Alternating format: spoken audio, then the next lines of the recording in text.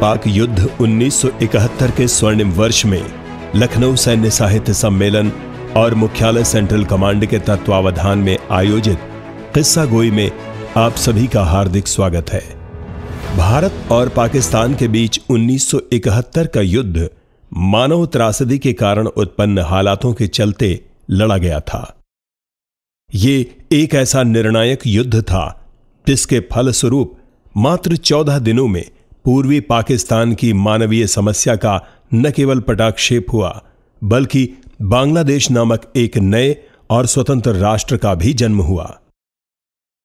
आइए संक्षेप में इस युद्ध की पृष्ठभूमि, इसके कारण एवं युद्ध का बिगुल बजने तक की घटनाओं को दृश्य और श्रव्य माध्यम से समझने की कोशिश करते हैं। पृष्ठभूमि और कारण। 1947 में दो राष्ट्र के सिद्धांत के तहत धार्मिक आधार पर भारत और पाकिस्तान का बंटवारा हुआ। दोनों ही देशों के कर्णधार और ब्रिटिश शासकों की एक निर्णायक भूल यह थी कि उन्होंने एक ही देश को दो भागों में पश्चिमी एवं पूर्वी पाकिस्तान के रूप में विभाजित किया। इनकी आपसी दूरी सैकड़ों हजारों किलोमीटर में थी। इसके दुष्परिणाम जल्द ही सामने आने लगे थे।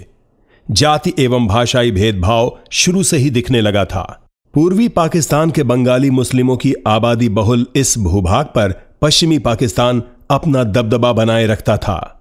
इन सब का मिला जुला असर वहां पर होने वाले जन असंतोष, जातीय दंगे और एक दूसरे पर लंबे दौर के अविश्वास के रूप में देखा जा सकता है।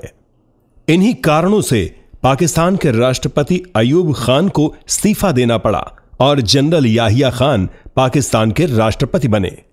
उन्होंने 1947 के मुल्क के बंटवारे के समय तयशुदा प्रशासनिक व्यवस्था कायम करने के लिए 1970 में पूर्वी पाकिस्तान में पहली बार आम चुनाव कराए।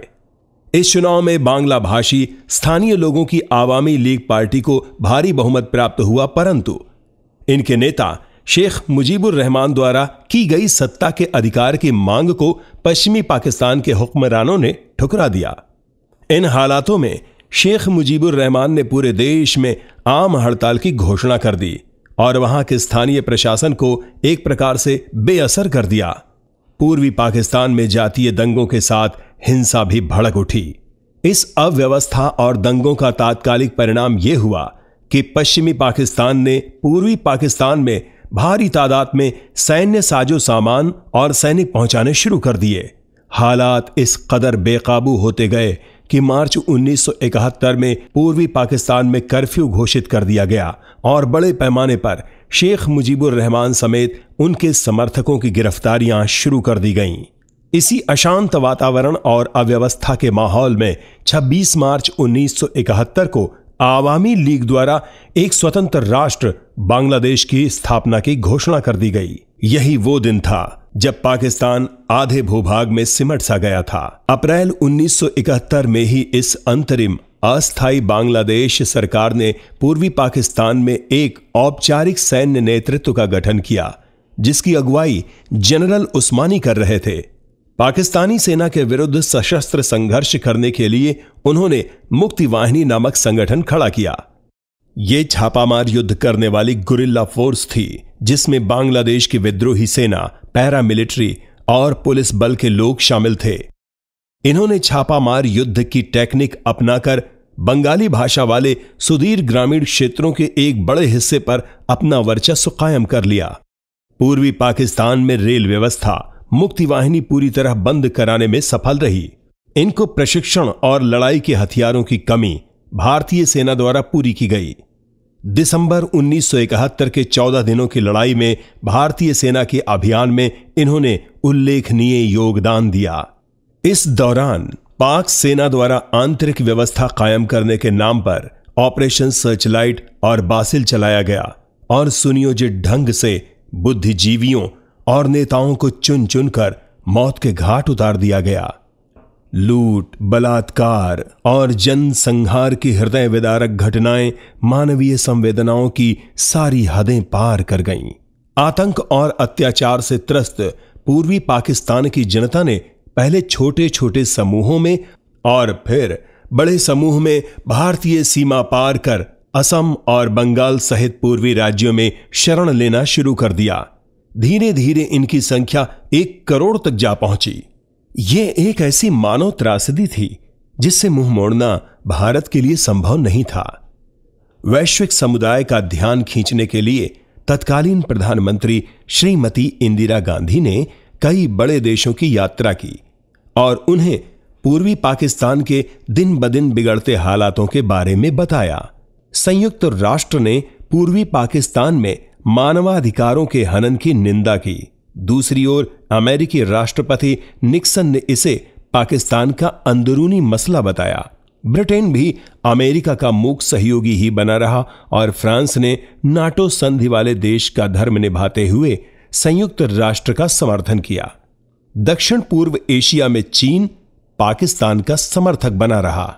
इन गंभीर परिस्थितियों और वैश्विक निष्क्रियता को देखते हुए तत्कालीन भारत सरकार ने यह फैसला किया, इस मानव त्रासदी के खात्मे के लिए एक निर्णायक युद्ध 1 करोड़ शरणार्थियों को खाना खिलाते रहने से कहीं ज्यादा श्रेयस्कर होगा। इसके अतिरिक्त भारत को अपनी पूर्वी सीमाओं की हिफाजत भी करनी थी। असंतोष और अव्यवस्था की आग में जल रहा पूर्वी पाकिस्तान कभी भी भारत की सुरक्षा के लिए चिंता का विषय बन सकता था। भारत सरकार की सुरक्षा मामलों की कैबिनेट कमेटी ने इस संबंध में आवश्यक कार्यवाही करने के लिए भारतीय सेनाओं को अधिकृत कर दिया। भारतीय सेना प्रमुख सेम मानेकशॉ की रणनीति अभी कुछ और इंतजार करने की थी। आने वाले मॉनसून में पूर्वी पाकिस्तान की सभी बड़ी नदियां उफान पर होती हैं और अनवरत वर्षा से जमीनी हालात ऐसे नहीं होने थे। युद्ध के भारी भरकम टैंक और अन्य साजो सामान जमीनी रास्तों से हर तरफ पहुंच सके, मगर इन इंतजार की घड़ियों में भारतीय सेनाओं ने अपनी तैयारी में कोई कमी नहीं छोड़ी थी। साथ ही शरणार्थियों के बीच रह रहे युवाओं को स्वैच्छिक रूप से मुक्ति वाहिनी नामक संगठन में शामिल करके उन्हें प्रशिक्षण देना शुरू कर दिया गया। दूसरी ओर राजनयिक स्तर पर भारत ने अगस्त 1971 में सोवियत रूस के साथ शांति और मित्रता की संधि पर हस्ताक्षर करके संकट काल में सोवियत रूस का सहयोग पुख्ता कर लिया था। धीरे धीरे पश्चिमी मीडिया में पूर्वी पाकिस्तान में वहां की सेना द्वारा की जा रही बर्बरता की खबरें और फोटोग्राफ्स आने लगी और इस कारण विकसित देशों में रहने वाले एशियाई मूल के लोगों और अन्य मानवाधिकार संगठन एवं कार्यकर्ता उद्वेलित हो उठे और अपने स्तर पर विरोध प्रदर्शित करके जनमत तैयार कर रहे थे। परंतु इन भावनाओं को नजरअंदाज करते हुए अमेरिका और उसके मित्र देश कुछ ऐसी स्थिति पैदा कर रहे थे कि संभवतः कोरिया और वियतनाम युद्ध के बाद पहली बार विश्व की महाशक्तियां एक दूसरे के सामने खड़े होने के हालात में आने वाली थीं। विश्व की 2 महाशक्तियां अमेरिका और ब्रिटेन विश्व के सबसे बड़े प्रजातांत्रिक देश के विरोध में पूर्वी पाकिस्तान के जुल्म सितम का पर्याय बन चुके पाक सेना के समर्थन में अंदरूनी मामला बता रही थी। बहरहाल 1971 के युद्ध की बिसात बिछ चुकी थी और इंतजार था सामरिक दृष्टि से सही मौके का। भारत का उद्देश्य स्पष्ट था, मानवता की रक्षा के लिए मुक्ति वाहिनी के साथ पूर्वी पाकिस्तान की आजादी सुनिश्चित करना और इस प्रक्रिया में भारत के पश्चिमी मोर्चों पर सुरक्षात्मक ढांचे को बनाए रखना। इस उद्देश्य की प्राप्ति के लिए भारत की थल सेना सीमाओं के नजदीक पहुंचकर किसी भी स्थिति का सामना करने को तैयार खड़ी थीं। साथ ही वायुसेना और नौसेना भी इस अभियान को सफल बनाने के लिए अपने सामरिक ठिकानों पर मुस्तैद थे। इसके बाद के घटनाक्रम का विवरण और भारतीय सेनाओं की अप्रतिम शौर्य की गाथा हम अब युद्ध की कुछ तस्वीरों तथा उसके बाद किस्सा गोई से जानेंगे।